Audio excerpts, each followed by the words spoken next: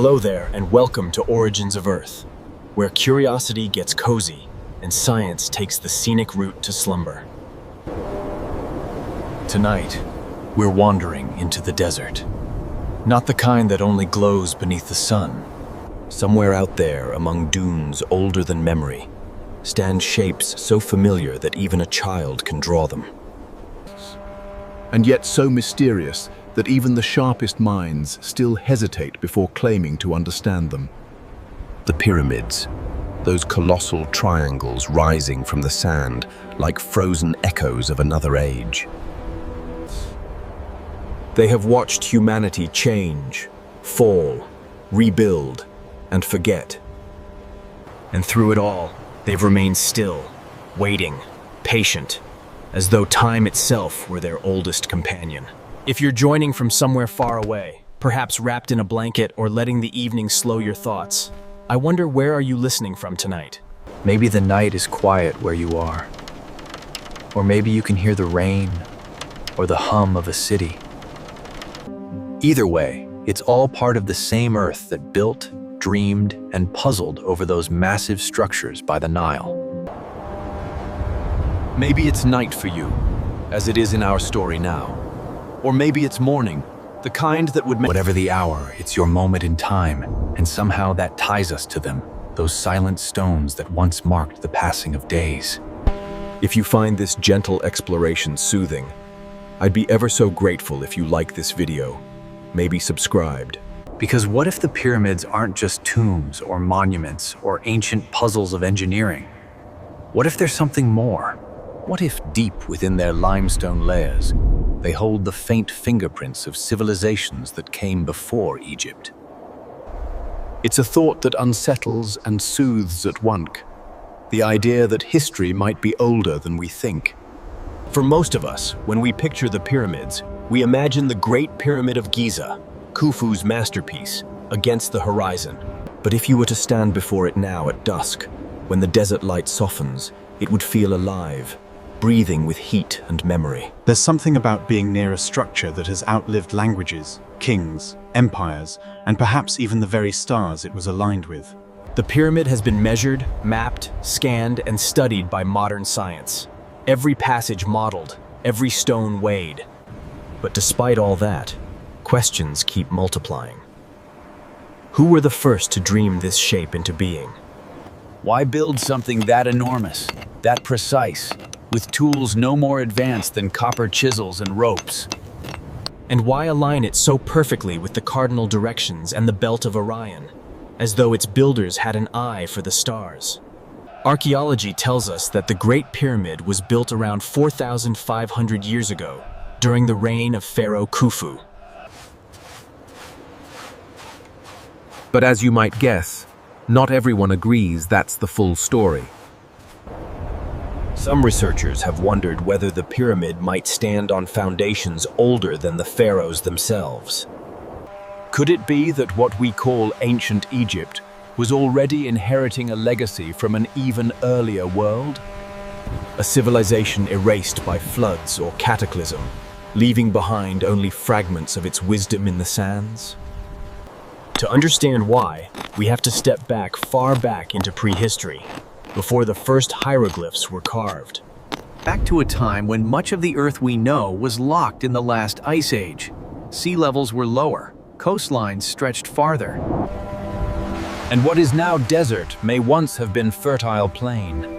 It's strange to think of Egypt, so defined. Satellite scans and geological surveys show that much of the Sahara once held rivers, lakes, and even forests.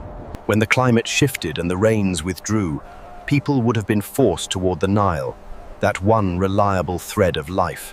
So maybe, long before pharaohs claimed divinity, smaller societies were already thriving along those ancient riverbanks. Because stone remembers, sand buries, and time, for all its erosion, can't quite erase everything.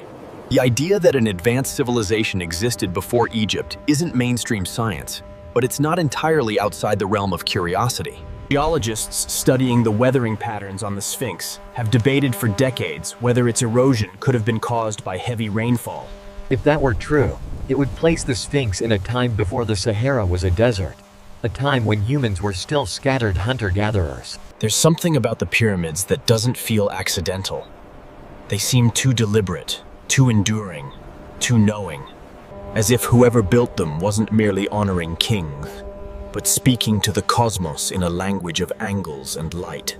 That sense makes people wonder whether the pyramids were designed not just as tombs, but as memory machines, repositories of knowledge. Imagine a society aware that everything it knew could one day vanish, and deciding to encode that wisdom not in scrolls, but in stone.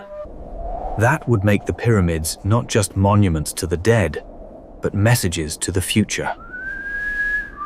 It's what keeps archaeologists, engineers, and dreamers returning to Giza, each trying to read the pyramid in a new way. Some look at the geometry, the precise ratio between height and base, which corresponds strikingly with the mathematical constant pi. Others point to the orientation, a nearly perfect north alignment achieved without modern instruments. Still others notice that the three main pyramids mirror the layout of Orion's belt, matching the brightness of each star. For ancient Egyptians, the night sky wasn't just decoration. It was a calendar, a map, a divine order written in starlight. To align a structure with the heavens was to connect Earth with the cosmic. Every sunrise, every star's transit had meaning. So perhaps the pyramids were built not just as homes for the dead, but as bridges between worlds, between memory and eternity. It's humbling to realize these monuments were already ancient when some of the oldest cities we know were being founded. If they could think, if stone could remember, what would they make of us now? The tourists with cameras, the scientists with drones. When you strip away the myths, what's left is still awe. Because no matter how they were built, they are evidence of something distinctly human. The desire to endure, to leave a mark, to speak across millennia. And perhaps that's the real secret they hold. That the need to build something lasting, something beautiful, is part of what defines us as a species. Modern technology has begun revealing voids within the Great Pyramid, spaces that don't yet have explanations. Whatever they are, they remind us that even the most studied monument on Earth can still keep secrets. So maybe, beneath the sands and the stone and the centuries, there's a story waiting. A story the Earth itself has been keeping quietly, patiently, in the dark. Because every stone has a memory. Every civilization leaves behind more than ruins. It leaves patterns, alignments, whispers that reach across eras. Maybe that's what the pyramids are doing. Whispering, not to be solved, but to be remembered. And somewhere between the wind over the dunes and the stars that have guided humanity, that whisper continues. Now that we've arrived at the base of those ancient stones, the question becomes not whether they were built by hands we know, but whether they were built by minds that saw the world differently, that might have understood the earth and sky as one connected whole.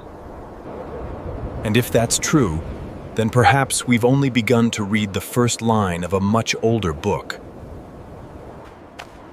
If you were to walk closer now, the scale of the stones would begin to shift your sense of proportion. From a distance, the Great Pyramid looks geometric, sharp, and uniform, almost like a model cut from the horizon. But as you draw near, it stops being smooth and starts being immense. Each block, rough. There's no mortar binding most of the blocks together. They simply fit edge against edge, joined by craftsmanship that feels like intention. The air changes around the stones. The temperature cools slightly. The limestone breathes heat slowly. Tourists often describe the same sensation, that standing near the pyramid feels oddly quiet, even when people are talking. The phrase "stone silence" might sound poetic, but here it feels literal. The pyramid seems to absorb sound. When ancient Greek historians visited Egypt, they didn't know exactly how old the pyramids were, only that they seemed far older. Herodotus, writing in the 5th century BCE, spoke to priests who claimed the pyramids were already ancient when their grandfathers were young. How could human hands, without iron, without wheels, create something so vast and enduring? Idges. The mainstream understanding is that tens of thousands of skilled workers, not slaves, constructed the great excavations have uncovered worker villages with bakeries, breweries, and medical facilities. Evidence these people were organized and cared for. But even with those discoveries, the detail of construction still leave room for debate. How exactly were the stones lifted into place? A straight ramp would have needed to stretch for nearly a mile. A spiral ramp could have worked, but would have hidden the edges. If you could strip away the dust of ages, you'd barely recognize it. It wasn't meant to look like the rough, yellowish stone we see today. In its youth, the Great Pyramid was covered in polished white Tura limestone, so smooth it reflected the sun like a mirror. Its tip was probably capped with electrum, a natural alloy of gold and silver that caught the light at sunrise and sunset. The pyramid represented the primeval mound of creation, the first solid ground that emerged from the waters of chaos. Its tip reached toward the heavens, uniting earth and sky. And because its sides faced the Over time, that meaning faded. Even ancient Egyptians living 1,000 years after Khufu could only guess at how the pyramids were raised. It's strange to think that even in antiquity, the pyramids were already ruins of a golden age, already mysteries before Rome or Greece. Medieval scholars thought they were granaries. Renaissance thinkers saw them as symbols of geometry. The Enlightenment treated them as puzzles. Today we see them as expressions of human ingenuity, but also as reminders that ingenuity alone doesn't explain everything. Part of the reason the pyramids persist is their endurance. Most monuments fall apart, even mountains erode, but the pyramids seem immune. They have survived longer than any written record of their own construction. In a way, they outlasted their story. We designed for decades, maybe centuries, but not millennia. The pyramids remind us that once these people lived and died, their names mostly lost, and yet their creation still casts a shadow at noon that no wind can erase. The pyramid keeps its silence, and we fill it with meaning. Maybe that's why it refuses to fade. When scientists first mapped the internal structure, they found chambers that no human had entered in over 4,000 years. The known spaces, the King's Chamber, the Queen's Chamber, the Grand Gallery, are precise, almost mathematical in their design. Intriguing, steady. Some frequencies inside the chambers amplify sound in ways that feel more like instruments than architecture.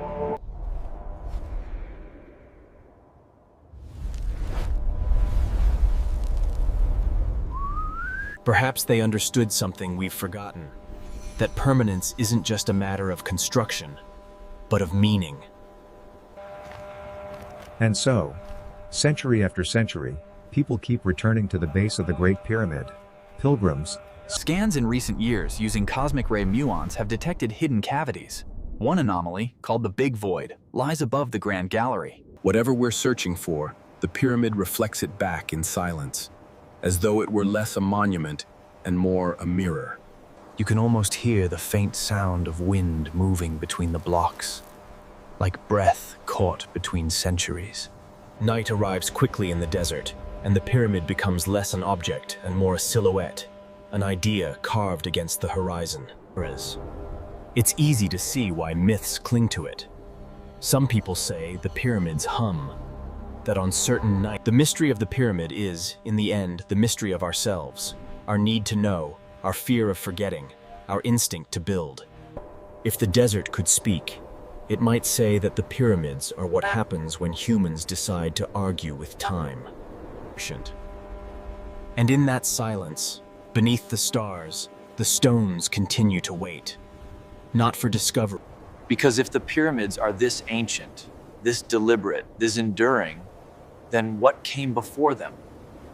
Were they inventors of their own genius, or inheritors of a deeper, forgotten legacy? The answers, if they exist at all, are buried somewhere deeper still, beneath the sand. When people first began trying to date the origins of civilization, they assumed the timeline was simple: hunter-gatherers, farmers, villages, cities. But the more we uncover, the less that story holds together.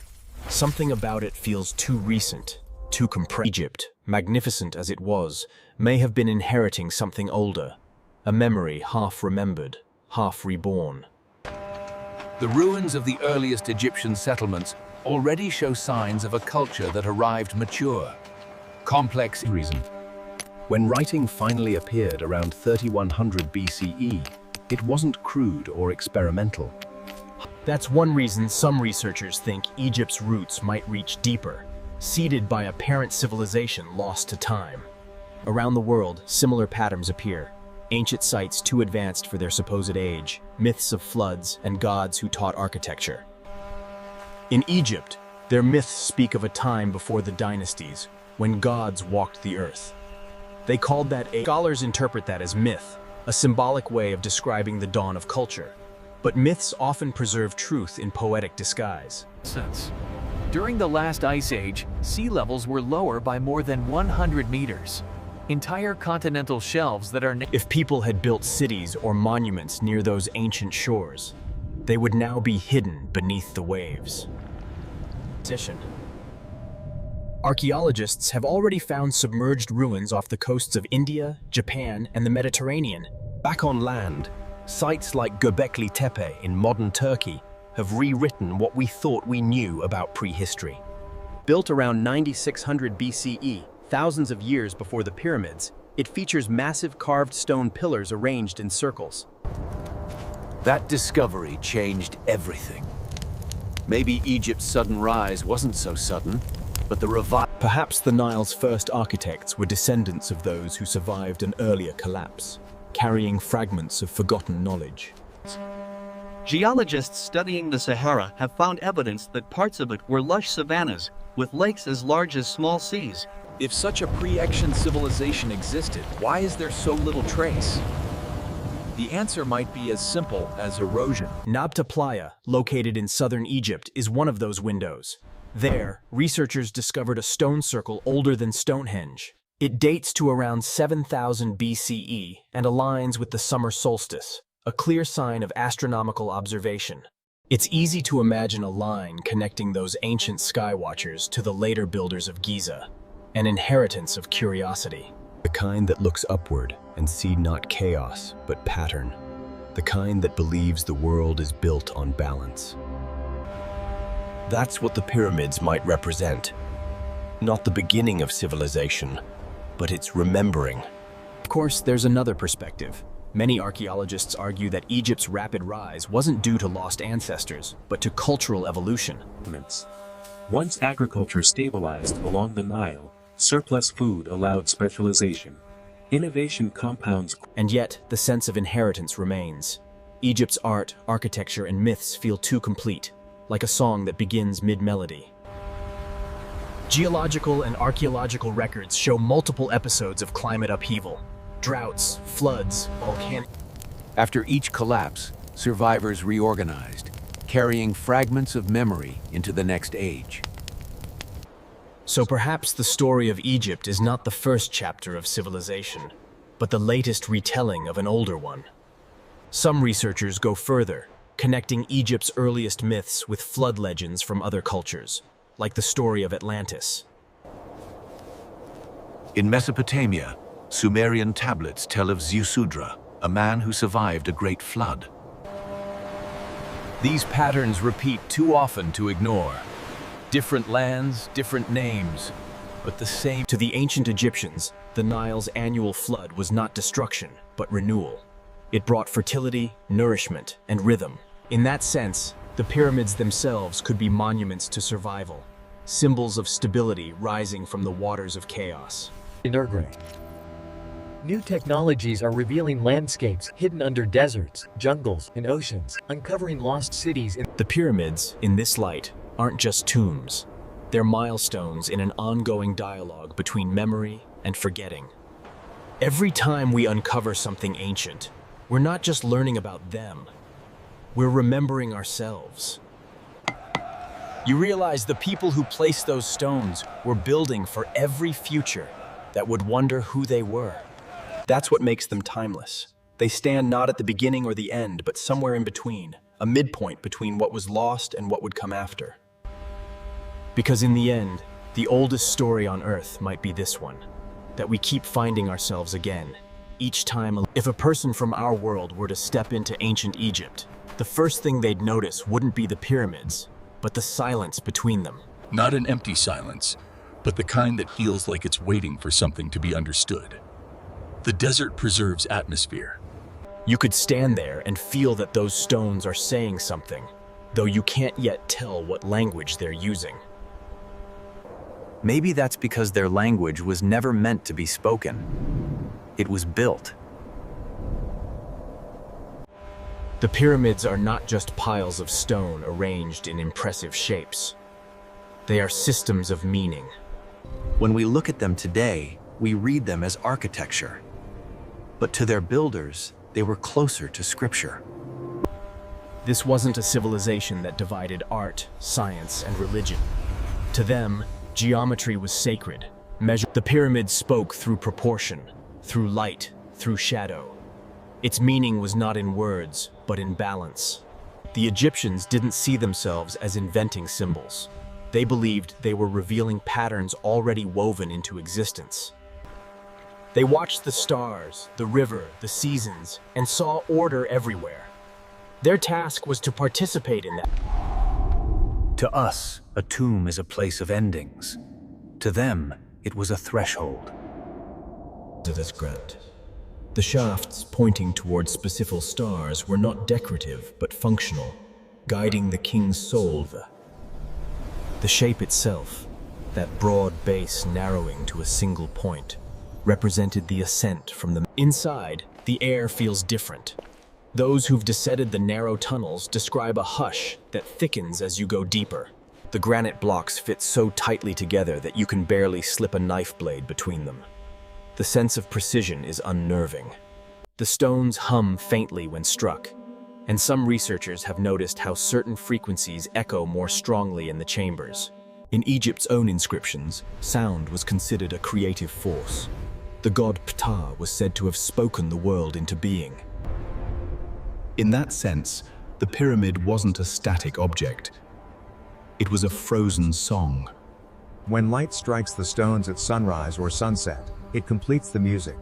The surfaces catch the glow and scatter it across the desert. Imagine standing at Giza thousands of years ago, the casing stones still intact, blinding white, the capstone shining like fire. At dawn, the first light would ignite the tip and slide downward in a slow cascade until the entire structure burned gold. The Egyptians had a word for this concept, ma'at. It meant truth, balance, and the rightness of things. The pyramid was ma'at in stone. Its flawless symmetry, its orientation, its harmony with the cycle. For them, to build such a structure was to reaffirm that order existed, that chaos had not won. They weren't meant to dominate the landscape. They were meant to participate in it, placed with awareness of the horizon, the river, the stars. Some researchers note that the three major pyramids align not just with Orion's belt, but with key celestial meridians. The ancient Egyptians measured time not by clocks, but by the movement of the stars.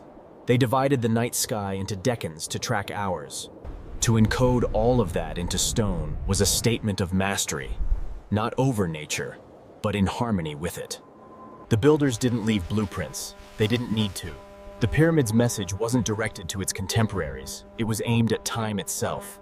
They knew that words erode, languages shift, but mathematics, proportion, and starlight, those are universal. When explorers from the modern world first entered the Great Pyramid's chambers, they found no treasure. To many, that emptiness felt anticlimactic. To others, it felt profound. The builders didn't decorate the interior because they didn't need to. The structure was the message. Over centuries, that silent speech has been translated. Mathematicians see geometry. The pyramid accommodates them all because it doesn't insist on one interpretation. Its language is open-ended, adaptable, alive. The same principle can be seen in their hieroglyphs. A single sign could represent a sound, an object. A pyramid could be a tomb, a cosmic mountain, a mathematical theorem, and a spiritual machine all at once. Even the materials had significance. Limestone symbolized purity and light. Granite represented durability. You can still feel it today. The moment you step inside, the world outside fades. The temperature drops. Your footsteps echo differently depending on where you stand, as if the building is listening. You begin to understand that this place wasn't built to be seen. It was built to be felt. And perhaps that's the truest way to read the pyramid's language. Not with the mind, but with the body. The architecture guides you through an experience of transformation, from wide to narrow, from light to dark, You emerge not with information, but with perspective. That's the genius of a language built without words.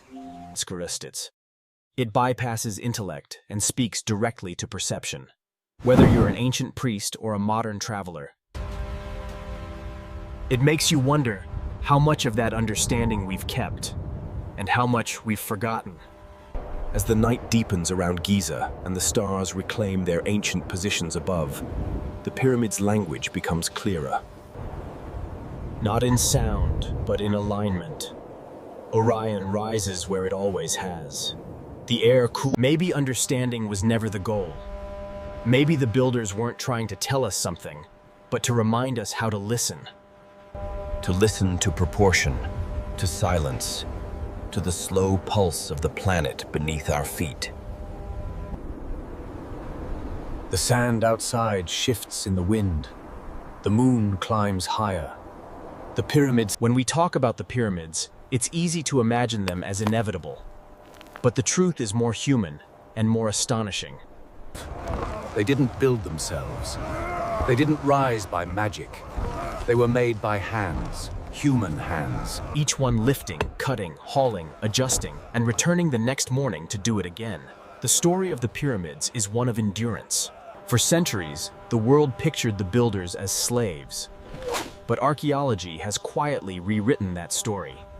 Excavations near the Giza Plateau have uncovered workers' villages complete with bakeries, storage houses, tools, and even medical supplies. They left graffiti inside the pyramids, simple inscriptions with names of work crews, like the Drunkards of Menkore or the Friends of Khufu. They had pride, humor, and identity. You can almost picture them during a rest break, joking, aware. The logistics alone defy imagination. The Great Pyramid contains over 2 million limestone blocks. Yet they did it without iron, without cranes, without wheels strong enough for the task. They had copper tools, wooden sledges, and ropes. In 2014, archaeologists found a depiction of workers hauling a colossal statue on a sledge. Physicists later demonstrated that wetting the sand reduced friction by nearly half, making it easier to drag heavy loads. They quarried limestone locally, but the red granite used in the inner chambers came from Aswan, hundreds of kilometers to the south. Steady, imaginative. Imagine the scene along the river. Long lines of workers guiding rafts loaded with stone. It's tempting to call that genius, and it was, but it was also continuity. Each generation of builders inherited lessons from the last. Before the Great Pyramid, there were earlier attempts, smaller step pyramids, collapsed prototypes, and the bent pyramid at Dashur. Still, there are moments where their precision feels almost impossible. The base of the Great Pyramid is leveled to within a few centimeters. Its sides are aligned almost exactly with the cardinal directions, more accurately than many modern buildings achieved with compasses. By observing the movement of stars, particularly the circumpolar ones that never set, they could determine north with remarkable accuracy. That level of consistency suggests not just intelligence, but unity of purpose. A workforce synchronized by shared vision. There's a kind of humility in that. The workers didn't sign their names. The architects didn't carve their faces on the walls. And yet their fingerprints are still there, pressed into mortar, carved into the undersides of stones. It's easy to look at the pyramids and see mystery, to wonder if some lost technology or outside intervention made them possible. But the truth may be even more impressive if it's human alone. Because if they did all of this with simple tools, it means we've underestimated the potential of the human mind when united by purpose.